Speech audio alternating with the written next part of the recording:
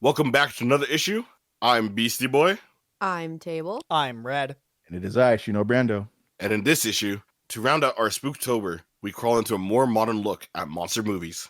All right, so I cheated on the assignment here, and I'm going to bring you the curious case of Swamp Thing 1982. This is going to be a little bit of a history dump, so strap in or strap on, if you will. February 19th, 1982, one movie came out during the leftover Valentine's Day weekend, if you will. Swamp Thing. Let me just tell you right now, this is a B movie with Z tier quality. There's Oh my nothing. Ooh, there's nothing salvageable here. Save a few things. Like, first instance, being a 1982 film, the rubber suit that is Swamp Thing for 1982 is not terrible. It's also not great compared to, something that came out like 1979's, like, I don't know, Aliens, perhaps. So in comparison, like, it's not a terrible looking suit, but it's not exactly the greatest either. And aside from some acting chops from some people here and there, the rest of it's not exactly the greatest thing to watch. But the reason why it makes the list is because it's directed by a certain central figure, if you will, to horror. Have you guys ever heard of one guy named, Wes Craven? Stop this. He made Oh, boy. this? Yeah, Wes Craven, the same guy, who did Nightmare on Elm Street and Scream and I Know What You Did Last Summer. That Wes Craven? Yeah? Yes? Yeah, My dude He made made- Monster by mistake, but green. but Green, he did, 1982 Swamp Thing, man.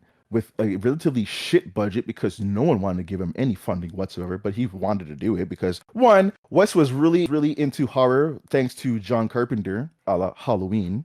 So he was just like, I want to do this shit. His entry was literally doing like one of the first ever like American superhero films, but low-key horror at the same time. But although not quite horror, this movie's kind of shit in that department, if you will. I'll explain a little bit later on. Yeah, man, it's literally based on the same DC character, Swamp Thing, created by Len Wein. It was produced through MGM United Artists, so someone gave him a chance out there. It stars Ray Wise as Alec Holland for like maybe half an hour, and then he's gone. Then it also features Adrienne Barbeau as Alice Cable, who's literally a female version of Matt Cable, and she stands in place for Abby Arcane, although you could just use Abby Arcane, but all right. You know how anything adapting comic books feels about using actual characters that exist. I know. For some reason, they seem to deviate. But I mean, I guess nowadays with the multiverse thing happening, this applies too. So it's a thing. Hang on. If everything is canon because Infinite Frontier, Mm-hmm. are these movies canon, Shino? They are. Oh They are. no. Mm-hmm. Don't like Mhm. that. No, you shouldn't. There's nothing good about this movie. And what kills me is that this movie has mixed to positive reviews. Mixed to positive. I don't know why either. I sat there for 91 minutes. I was just like, man, ooh, this is... Am I smelling bullshit? Oh, this is some shit. Oh God, this is bad. But I mean, it's also not super terrible either. It's like it passes for like a Swamp Thing movie as is. But it's not exactly a great romp either. If you had no Swamp Thing content back in the day, that has sufficed for the Swamp Thing fan. Like myself, for instance. It's the closest thing you were getting. Until later on, there's a sequel in 1989 called Return of the Swamp Thing, featuring, I don't know, have you guys ever heard of one actress called Heather Locklear? Remember her? I'm aware. Yeah. What is she doing here? Well, this is one of her first films. So she was in the sequel in 1989, and that movie bombed as all fuck. It was not done by Wes Craven. He was on to doing other things like, I don't know, Nightmare on Elm Street series, perhaps. So yeah, that sequel kind of went to the camp department and not really great. People kind of shit on it. Although the only thing salvageable out of that is one, Heather Locklear, who doesn't like looking at her, and two, the rubber suit is much better to look at because it's been touched upon in like this last 7 years compared to the first movie. The first movie only gets an R rating and a horror title to it because of two scenes and two scenes only. Swampy gets his arm cut off by a sword. Oh dear. Yeah.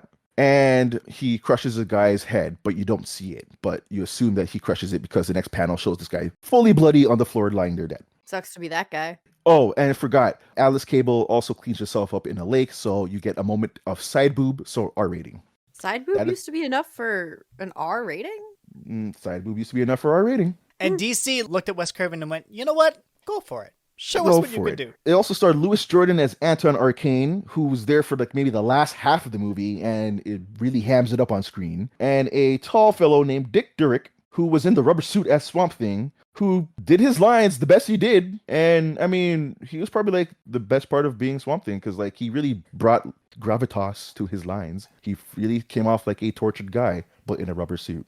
Basic premise: shady businessman Anton Arcane has shady experiments happening on the swamp. Alec Holland doesn't know he's doing that. Turns out he's in on it afterwards. Decides to stop the experiments and gets killed. Turns to the Swamp Thing, goes on revenge.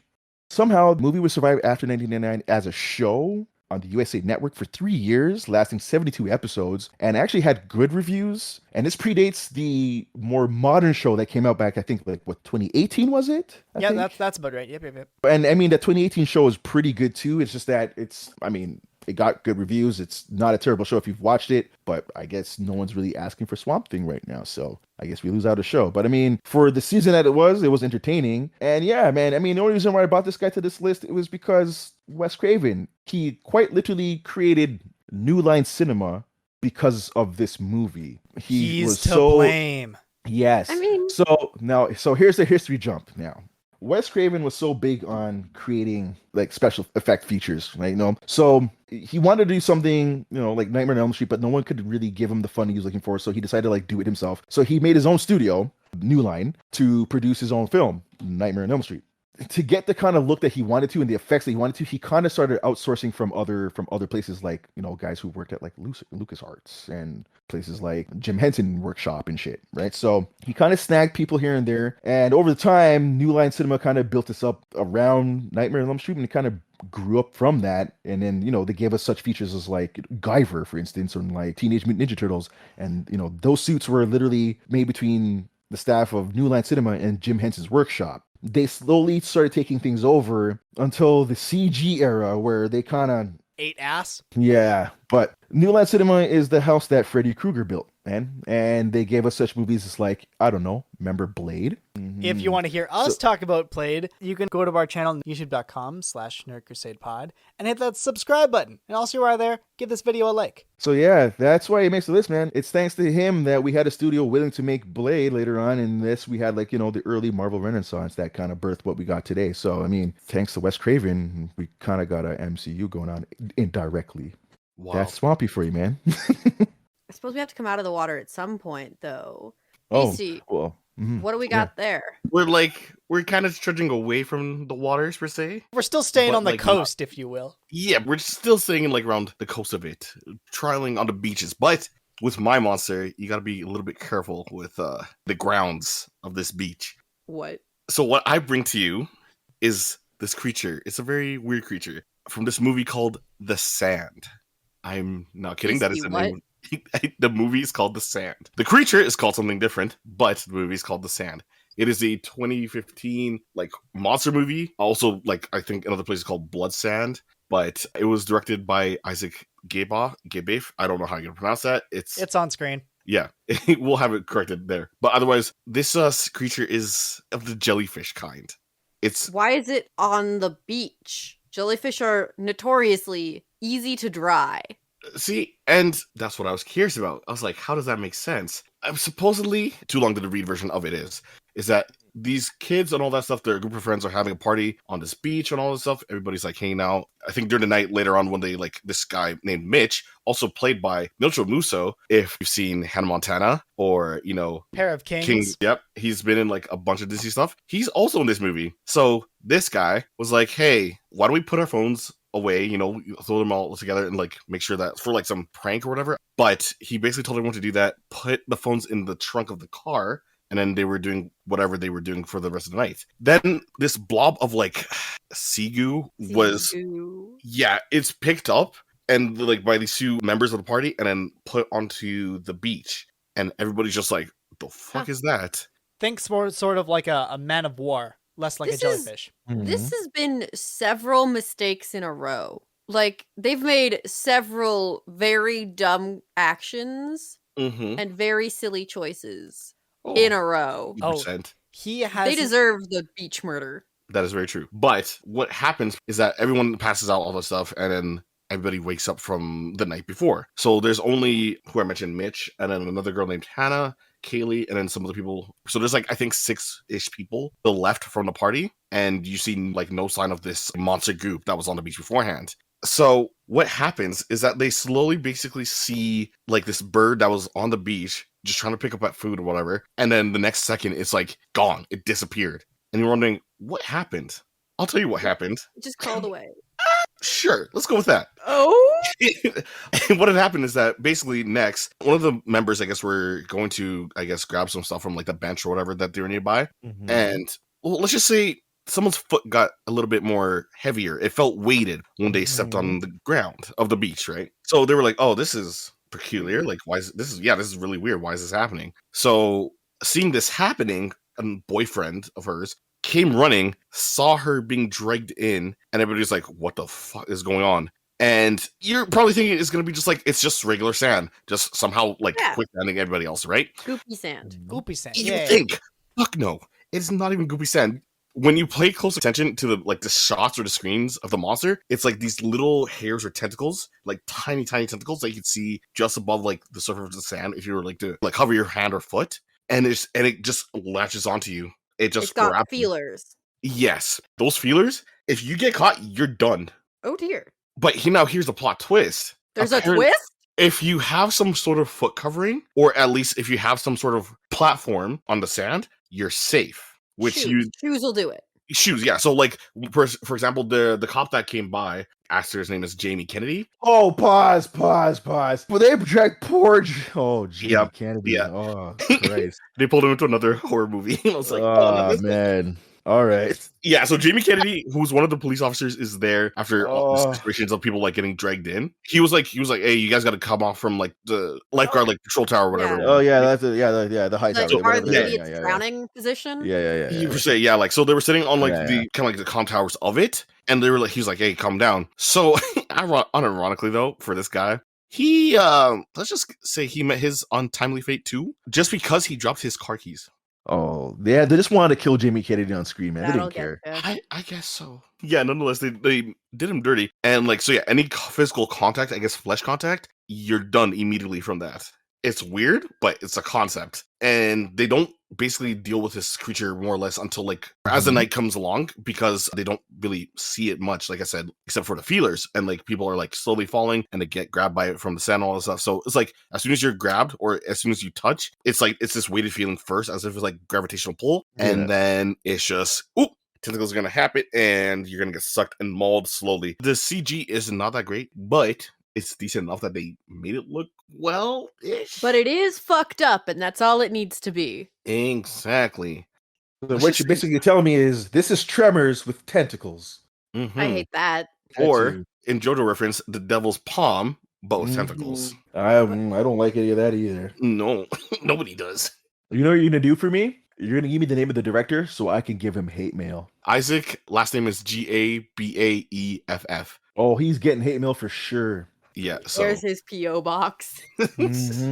Man, this movie is wild. Nonetheless, though, how it ends is that like at least two of the girls survive from the whole group because everybody else died tragically, or just because of they slipped.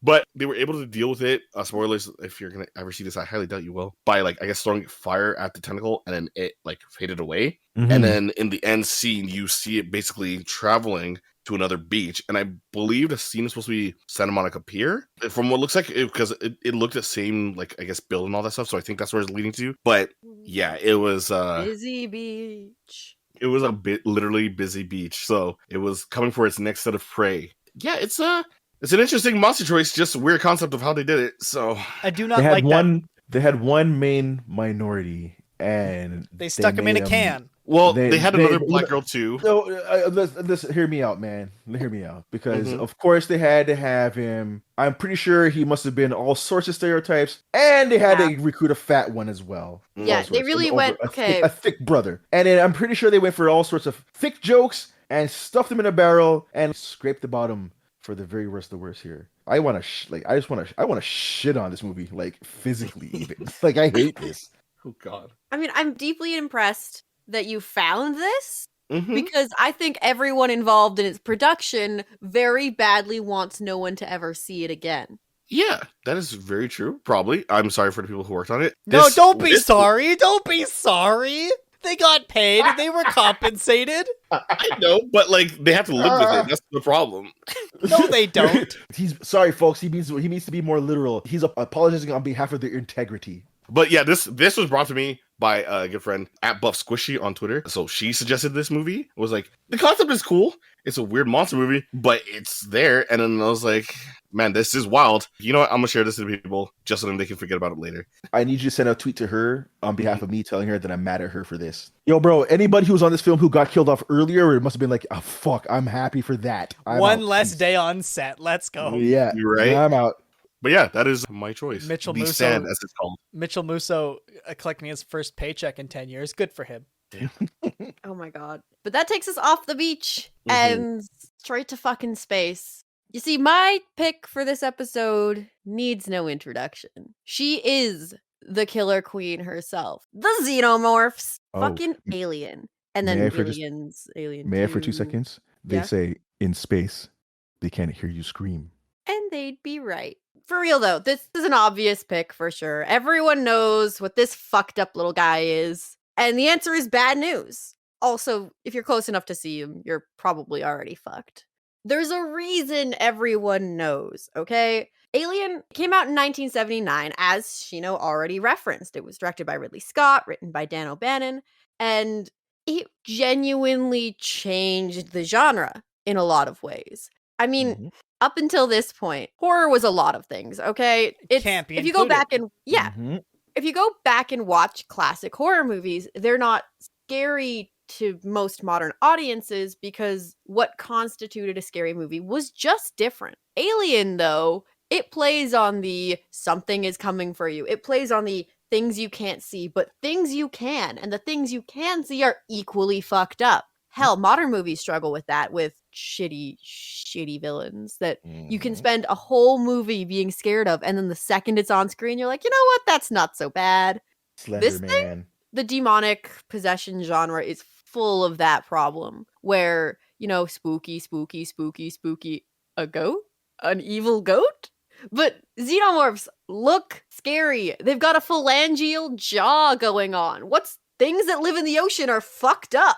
And it plays on a lot of just fascinating kind of elements of the you can fight it. You can get away for now, but it keeps fucking coming, which is lived on in a massive way in the video game horror genre, in which the scariest bits are fights you cannot win, and you simply have to delay and run. The entire premise of Alien Isolation, for those who haven't played it. No, these motherfuckers are stealthy. They're fast. They spit acid. Like Christ, man. Oh, they don't just spit acid. They bleed acid. Yeah. These things are hostile and dangerous down to the bone. For those of you who don't know the life cycle of a xenomorph, you have egg. You could call it an ovomorph if you want, but it's just a fucking egg. And it sits there and it waits. I sure will not be calling it that. Yeah. It sits, it waits for anything to approach. And when a potential host approaches, it cracks open and a weird little fucked up guy jumps and latches onto your face. Face hugger. This is a face hugger. You might be thinking, what are they gonna do? These guys shatter through your faceplate and just shove their little tail down your throat, latch on, and settle in. It is gnarly. That's disgusting. It's gnarly. fucking gross. And then when your friends come and go, hey, what the fuck? And try and get you medical attention, you're out for the count right now. They'll take you back and they'll go, okay, can we pry it off? No. Can we stab it off? Oh, its blood is acid. I guess we just gotta wait for it to not be attached to this guy's fucking face. Luckily, Tugger does go, job done, and kind of just like falls off, scuttles away, and dies. Because its job was to infect you with a little parasite that is going to grow, eat parts of you, and then it's going to pop out of your chest like an evil Kinder Surprise. Yes. Evil Kinder Surprise, she says. Maybe go by code name Chest Burster. The names are very descriptive and very upsetting. Very much like a scientist named them. Yeah. Yeah, there are more scientific names in play, but just the visceral tangibility of, yeah, that's a chest burster. What does it do? Guess. It does taxes. What do you think?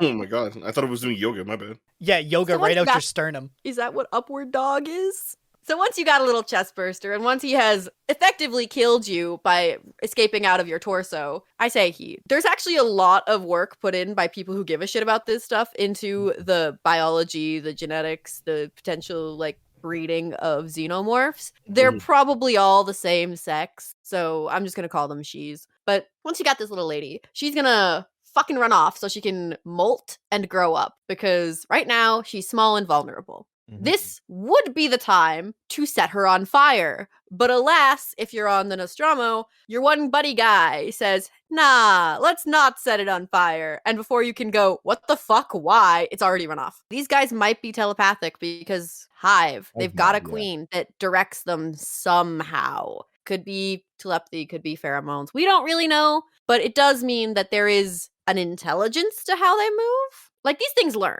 They're not predator smart, showing up with traps and tricks and guns. But you show them something, congratulations. It now knows how to do that forever, you fucking idiot. I mean, I hope so. Their heads are so gigantic. I'm hoping that's a whole brain in there and not just empty space. We all know Ridley Scott was having some thoughts and feelings about using genitalia imagery to induce horror. Oh yeah, I mean, look at Chestburster. Yeah, like, it's less explicit than some of his earlier designs, for sure. Thank God. But yeah, there is an element of personal business in a lot of the design. It's okay. The key word is here. He liked to use a lot of phallic imagery to scare people away from phallic imagery. So I mean, he was mean about things. But listen, like, dicks are scary. Listen, did it work though? I mean, Chestburst is one angry. That's an angry dildo. I'll tell you that right now. Angriest dildo you've ever seen, bar none. Once Chestburster has taken the time to molt, well, now you have a full-fledged fucking xenomorph on your ship, and that's about to be a problem. Because every inch of these guys is dangerous. They've got an outer jaw with tons of teeth. They've got claws with an unspecified number of fingers. Sometimes it's 3, sometimes it's 4, sometimes it's 6. It seems to be up to the designer. They have a razor-sharp tail that is strong enough to lift a human being up to its face level so it can stick its inner mouth into their skull. Yeah. Like, icky and dangerous. Hold on. They also often seem damp, which is just unfortunate. Yeah, for some reason they're always moist and I don't like it. Why are you guys always so wet all the time? What's so exciting? We know that they use their saliva to make their hives. Oof. They kind of just go bleh, spit everywhere. Then they use that to build their little hives where they're going to put eggs, their queens, and anyone that they're saving as a snack for later. Alien also changed the game in terms of the horror genre has had the one girl trope for a long time. You know, the one girl survives and she's fucked up about it forever.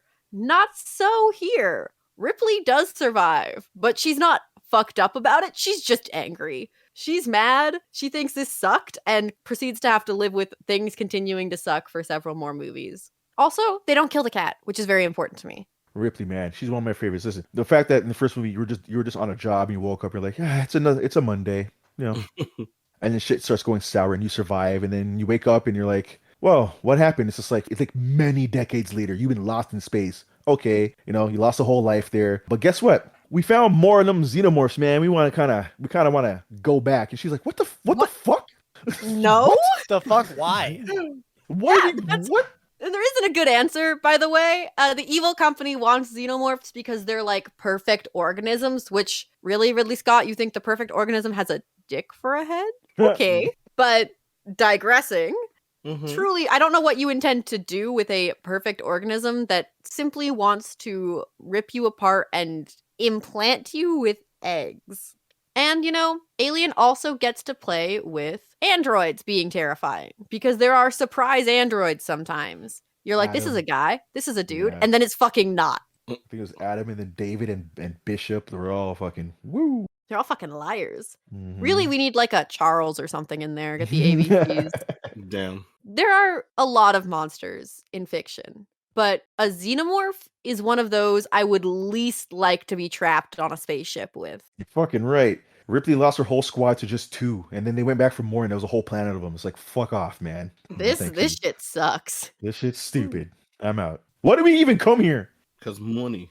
There is an ongoing series that's, I think most recently it's issue number 5 came out. So it's still running. In fact, we reviewed issue number 1. Yeah, we did on our Itty Bitty Nerdy Committee. It's buried somewhere in our reruns, so apologies for that, but it's there. Oh, yeah, we did, actually. I just remembered. Yeah. It's a good book from what I've seen. I did read number 2 and fell off the horse on that one, but it does a really good job of being a horror comic reminiscent of the movies. It uses suspense and good paneling. It's thumbs up. If you want alien content in this day and age, there are options. Because Lord only knows when we're going to get the next movie. Been in development hell forever. It's okay. Just watch Alien by Ridley Scott and Aliens by James Cameron. You get 2 fantastic movies. And that's all you need. But I suppose that takes us out of space. And into your nightmares. If it's in a word or it's in a book, you can't get rid of the Babadook. Because this movie stems from Australia, the way that accent word pronounced that and the way the director has pronounced that is Babadook. Which is, to its credit, hey, you know what? I don't watch very many, not a lot of Aussie content has bled into, a North American zeitgeist. Those that have been around a while, and my co-hosts on this show, know that I don't do spooky. However, the Babadook is an exception. And mostly because of its villain, the Babadook itself. It's a demon. Me like you some demons. And it's summoned by the reading and reciting of the rhyme I just said and the reading of the book. So, I didn't curse the show. You're welcome. Thanks. It is the physical manifestation of grief, anxiety, and depression. Something we can all relate to. Yeah, it's not a pretty show of anxiety and depression, but it is fairly accurate for some experiences. For lots of them, in fact. Speaking of the actors, the kid in this movie doesn't suffer from, child actor syndrome. Where they suck ass on screen? Yeah. Not only was this kid nominated for a couple of awards, he also won one. Yeah. Oh, the kid does a great fucking job. Both of portraying a problem child and of actually just getting it done. Yeah, big problem child. The boy brings a fucking crossbow to school with a dart. So excuse me? He stabs people, yeah. Yeah, so he builds this crossbow because he can see the Babadook, because he's the initial person exhibiting the anxiety and the depression because over the loss of his dad. He's closest to his mom, who it eventually latches onto, so he sees the changes in her as they happen. And so in order to protect her, he builds a crossbow. Mom, being exceptionally concerned, shows up to the school, and post leaving the school and talking to her child, the Babadook takes her through physical and psychological manifestations of the 5 stages of depression. Wild. Again, not pretty. Not pretty. Listen, if you are dealing with some things in your life, this is maybe not the movie for you. Go watch The Sand or something. I don't know. Go watch Swamp Thing. It'll cheer you up. Swamp Thing will heal you. He does in the movie twice. It's cool. This is not where I thought, after having watched the trailer and rewatching the movie, I did not expect to come out of this movie with a very, thoughtful perspective on why it's grief and why people do what they do when they're experiencing that. And this movie, shone a light at that. It was not something I expected to walk away from this movie with. I think that, in a word, is this movie unexpected. A lot of its horror comes from uncertainty, from confusion, from watching someone who you know loves her son treat him really poorly sometimes. And also from the imagery of the Babadook being on screen, off screen, a suggestion more than anything else. You see shapes in the background and you go, oh, is that him? And it's just a fucking hat and a coat on a hat stand. The movie wants you to be uncomfortable, and you are. And the main reason behind this is it's because of what he manifests and what he is. The dad's name doesn't get name dropped a whole bunch. In fact, they actively avoid naming him and just refer to him as Dad. And that's what this movie is dealing with. Fun fact about the monster, it's an LGBTQ icon. Your confusion is understandable. I will explain. So it showed up because Netflix's algorithm is a little bit funky sometimes, and it accidentally landed in Netflix's LGBTQ section. And so someone took a picture of it, shared it on Tumblr of all places. Twitter picked it up very promptly, and in 2017, Twitter named it a symbol for their Pride Month. And also throughout the film, you could start to see how it's breaking gender roles and breaking down familial boundaries. And so people have broken that down. Even the director was like, wow, you guys saw that, huh? All right, good for you. Wow. Well, not necessarily what I was going for, but neat. Sure, but hi.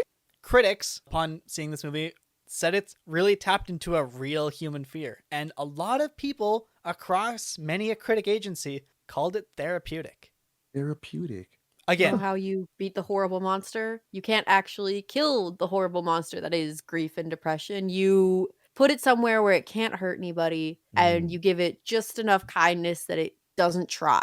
And through acceptance and coming to terms with trauma, the Babadook leaves you alone. Haha, subversive horror coming at you. Right on. Okay. Sometimes the only solution is personal growth. No flamethrowers for you. Right? No, it's actually It's just a sweet, family dealing with their almost. problems. That's all. She even tries burning the very book this monster came from. That doesn't fucking work. The only way to get through this monster is dealing with the reason this monster exists. We call that poetic cinema. Well, Award-winning poetic cinema. well, to say we hit a lot of the board today, from some real bullshit to some real legitimacy here. So Yep. it just shows to show you that horror is a wide umbrella. There are options, and it's because that's what the genre is, right? It's exploring the human condition, and sometimes the human condition is a man in a rubber suit, and sometimes it's jellyfish ? Sometimes it's literally just money for a cash grab. But sometimes it's genuinely touching and really does help. Well, if you'd like to experience more of our Spooktober, or you want to check out last year's Spooktober, Beastie, where can they find all that? Well, they can usually just use Google, but to make it easier, they can just subscribe to our channel here on Nerd Crusade, or you can also talk to us and watch our other stuff on Twitch, which is Wednesdays and Mondays and Thursdays as well, but twitch.tv/Nerd Crusade. You can also follow us on Facebook, Twitter, and Instagram for updates and discussions with us, or join our Crusader chat on Discord by checking our link tree in the description down below. You can also download any previous episodes or listen on your mobile device through Anchor.fm, or search Nerd Crusade on your favorite podcast app. Thanks for joining us, and until next time, fellow spooky crusaders. At the end of Swamp Thing, our Anton Arcane becomes Man Bear Pig, no joke. And then when he gets beaten and stabbed to death by Swamp Thing, he bleeds peanut butter. Go look it up. And that's to be continued. Thanks for tuning in. If you like this video, go ahead and button mash a thumbs up. If you want to swing by when we have a new video, web up the sub button. Oh, and while you're at it, hit the bell to be notified by.